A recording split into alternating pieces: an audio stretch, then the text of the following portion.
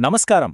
కురుక్షేత్ర మహాసంగ్రామం ఈ పేరు వినగానే మనకు ముందుగా గుర్తొచ్చేదే ఒక భీకరమైన మహాయుద్ధం.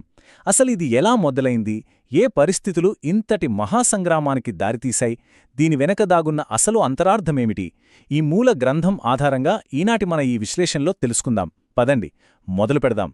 మరి ఈ కథలోకి వెళ్లే ముందు మనమందరం ఆలోచించాల్సిన ఒక ఆసక్తికరమైన ప్రశ్న ఉంది. కేవలం ఒక రాజ్యంతోసం మొదలైన ఒక మామూలు కుటుంబ వివాదం ఆ తర్వాత ధర్మం అధర్మాల మధ్య జరిగిన ఒక అతిపెద్ద మహాసంగ్రామంగా ఎలా మారిపోయింది? ఇది నిజంగా ఒక అద్భుతమైన మలుపు, అవుదా? ఈ చారిత్రక ఘట్టం మానవ నైజాన్ని, ధర్మాన్ని ఎలా ప్రతిబింబిస్తుందో ఇప్పుడు మనం వివరంగా చూద్దాం. ముందుగా మొదటి విభాగం, కురుక్షేత్ర మహాసంగ్రామ నేపథ్యం. అసలు హస్తినాపురంలో ఏం జరిగిందో ఒక్కసారి వెనక్కి వెళ్లి చూస్తే కౌరవులు పాండవుల మధ్య విభేదాలు రాత్రికి రాత్రే రాలేదు. అదొక పెద్ద గొలుసుకట్టు పరిణామం. మొదట రాజ్యాధికార పంపకంలో జరిగిన అన్యాయం, ఆ తర్వాత నిండు సభలో ద్రౌపదికి జరిగిన ఘోర అవమానం, ఇక అక్కడ నుండి పాండవుల వనవాసం, అజ్ఞాతవాసం, ఇలా ఈ సంఘటనలన్నీ ఒకదానికొకటి తోడై పరిస్థితి చేయిజారిపోయి చివరకు ఎవరూ ఆపలేని ఒక మహాయుద్ధానికి దారితీశాయన్నమాట.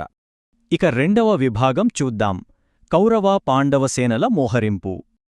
ఈ ఘట్టంలో మనం గమనించాల్సిన ఒక కీలకమైన వ్యత్యాసముంది. ఒకవైపు చూస్తేనేమో కౌరవ సైన్యం, భీష్ముని నేతృత్వంలో అపారమైన సైన్యముందన్న గర్వంతో దుర్యోధనుడు ఏకంగా ద్రోణాచార్యుల వారినే హెచ్చరిస్తున్నాడు. కాని మరోవైపు పాండవుల పరిస్థితి వేరు. ఇక్కడ అర్జునుడికి రథసారథిగా సాక్షాత్తూ ఆ శ్రీకృష్ణుడే యుద్ధభూమిలో ప్రవేశించాడు. నిజానికి అదే వారి అతిపెద్ద బలం.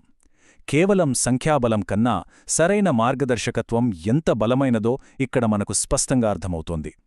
ఒక్కసారి ఆ యుద్ధభూమిని ఊహించుకోండి. పవిత్రమైన కురుక్షేత్రం, అటూ ఇటూ లక్షలాది మంది సైనికులు, భూమి దద్దరిలేలా పరుగెత్తుతున్న గుర్రాలు, దూసుకు వస్తున్న రథాల శబ్దాలు, యోధుల గర్జనలతో ఆ ప్రదేశమంతా చెవులు చిల్లులు పడేలా మార్మోగిపోతోంది. మూల గ్రంథంలో ఈ వర్ణన చదువుతుంటేనే మనకు రోమాలు నిక్కబోడుచుకుంటాయి. ఆ క్షణంలో వాతావరణం ఎంత భీకరంగా ఉందో కదూ. ఇప్పుడు మూడవ విభాగం, యుద్ధ శంఖారావం. ఆ భీకర వాతావరణంలో ఇక యుద్ధం మొదలైంది అనడానికి సంకేతంగా మోగిన శంఖనాదాలు మామూలుగా లేవు. మొదట భీష్ముడు తన శంఖాన్ని ఘోరంగా ఊదాడు. వెంటనే శ్రీకృష్ణుడు తన పాంచజన్యాన్ని, అర్జునుడు దేవదత్తాన్ని, భీముడు పౌండ్రం శంఖాన్ని ఇలా ఒకరి తర్వాత ఒకరు పూరించారు. ఈ శబ్దాలు మామూలువి కావు. ఇవి శత్రువుల గుండెల్లో భయం పుట్టించే ప్రాచీనకాలపు మానసిక యుద్ధానికి ప్రతీకలు. ఈ ఘోషతో కురుక్షేత్రమంతా దద్దరిల్లిపోయిందంటే నమ్మండి. తర్వాత నాల్గవ విభాగంలోకి వస్తే అర్జునుని విషాదం. సరిగ్గా ఇలాంటి ఉత్కంఠభరితమైన సమయంలోనే కథలో ఒక ఊహించని మలుపు. గర్జిస్తున్న సైన్యాల మధ్య నిలబడిన అర్జునుడికి ఉన్నట్టుండి ఒక చేదు నిజం గుర్తొచ్చింది. తాను పోరాడాల్సింది ఎవరో గుర్తు తెలియని శత్రువులతో కాదు, తన సొంత బంధువులు, పూజ్యులైన గురువులు మరియు ప్రాణమిత్రులతోనే అని గ్రహించాడు. ఒక్కసారిగా ఆ మహావీరుడు తీవ్ర మనోవేదనకు గురయ్యాడు. ఎవ్వరిని చంపి నేను ఏ రాజ్యం సాధించాలి? ఈ ఒక్క మాట చాలు ఆ సమయంలో అర్జునుడి మానసిక వేదన ఏ స్థాయిలో ఉందో చెప్పడానికి. మూలగ్రంథంలోని ఈ నాటకీయమైన వాక్యం తన సొంత వాళ్ల రక్తంతో సాధించే ఏ విజయమైనా సరే, ఏ రాజ్యమైనా సరే తనకు వద్దన్న అతని తీవ్రమైన భావోద్వేగాన్ని అద్భుతంగా కళ్లకు కడుతుంది.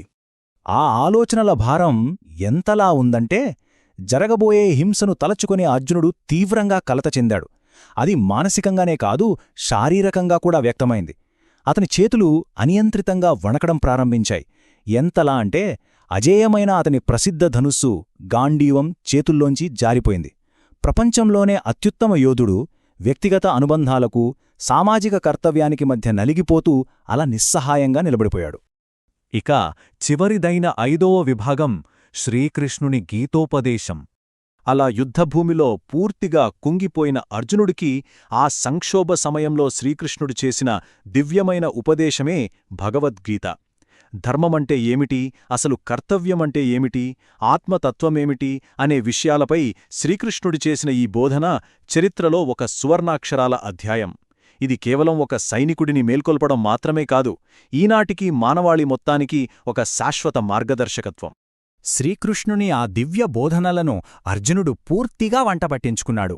తనలోని గందరగోళాన్ని, భయాన్ని పక్కనబెట్టి విజయవంతంగా తన ధైర్యాన్ని తిరిగి పొందాడు. ధర్మరక్షణ కోసం పోరాడాల్సిందే అని దృఢంగా నిశ్చయించుకున్నాడు. ఇంకేముంది, తన కర్తవ్యాన్ని స్వీకరించిన మరుక్షణమే ఆ గొప్ప కురుక్షేత్ర యుద్ధం అధికారికంగా ప్రారంభమైంది. మరి ఈనాటి మన విశ్లేషణను ముగించే ముందు మీరందరూ ఆలోచించాల్సిన ఒక విషయం. ఇది నిజంగా కేవలం ఒక రాజ్యం కోసం జరిగిన యుద్ధమా, లేక చరిత్రలోనే ధర్మం మరియు అధర్మాల మధ్య జరిగిన అంతిమ పోరాటంగా నిలిచిపోతుందా? మూలగ్రంథం మనకు స్పష్టంగా చెబుతున్నదేమిటంటే, ఇది కేవలం పగ కోసం కాదు, ధర్మ సంస్థాపన కోసం జరిగిన ఒక నిరంతర సంఘర్షణ అని.